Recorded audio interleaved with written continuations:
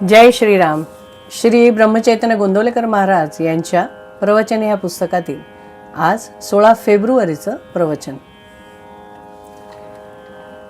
संत सांगतील तसे वागावे. ज्या स्थितीत परमात्मा ठेवतो त्यात आनंद मानावा. प्रपंचातल्या दुःखाबद्दल वाईट वाटून घेऊ नये. आपण जगात वागताना सर्व माझे माझे असे म्हणतो, पण प्रत्यक्ष आपल्या वाटणीला किती येते ह्याचा कधी आपण विचार करतो का?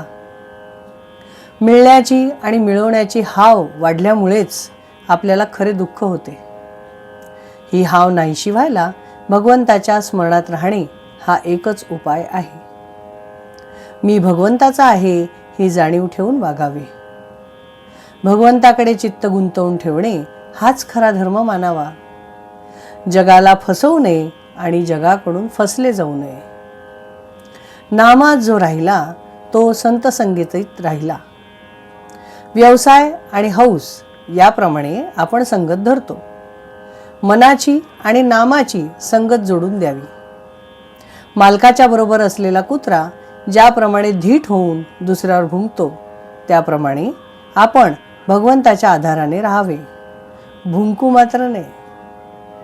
नेहमी लीनता ठेवावी.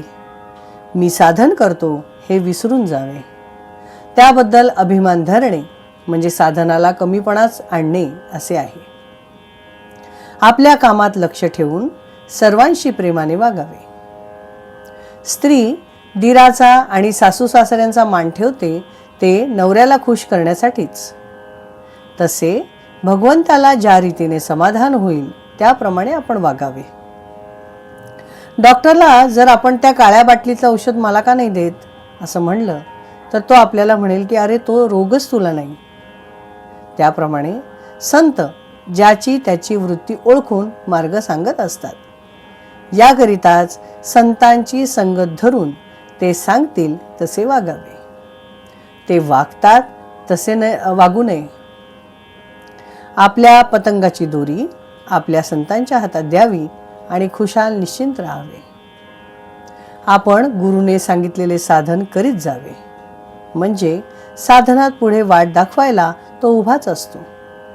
जिथे 2 वाटा फुटतात तिथपर्यंत या म्हणजे तिथे गुरु उभा आहेच. पण उगीच काही न करता पुढे काय आहे हे विचारण्याने काय होणार? संतांनाच वेदांचा खरा अर्थ कळला.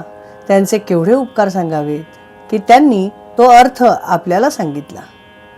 म्हणून आपण वेद वाचण्याचे कारणच नाही. आपण फक्त संत आपल्याला सांगतील त्याप्रमाणे वागावे.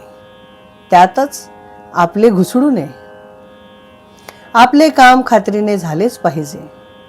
पाणी गोठून बर्फ बनतो. बर्फाच्या आत बाहेर जसे पाणीच असते तसे जो आत बाहेर भगवंताच्या प्रेमाने उथमलेला असतो त्याला संत म्हणतात. असे संत फक्त नामस्मरणाने जोडता येतात. सद्गुरूंच्या आज्ञेचे पालन करता करता साधकाला नामाची गोडी लागते आणि नाम पोटभर घेतल्याने त्याचा आत्मा तृप्त होतो.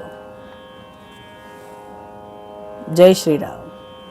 श्रीराम जय राम जय जय राम. श्रीराम जय राम जय जय राम. श्रीराम जय राम जय जय राम. श्रीराम जय राम जय जय राम. श्रीराम जय राम जय जय राम. जय श्रीराम.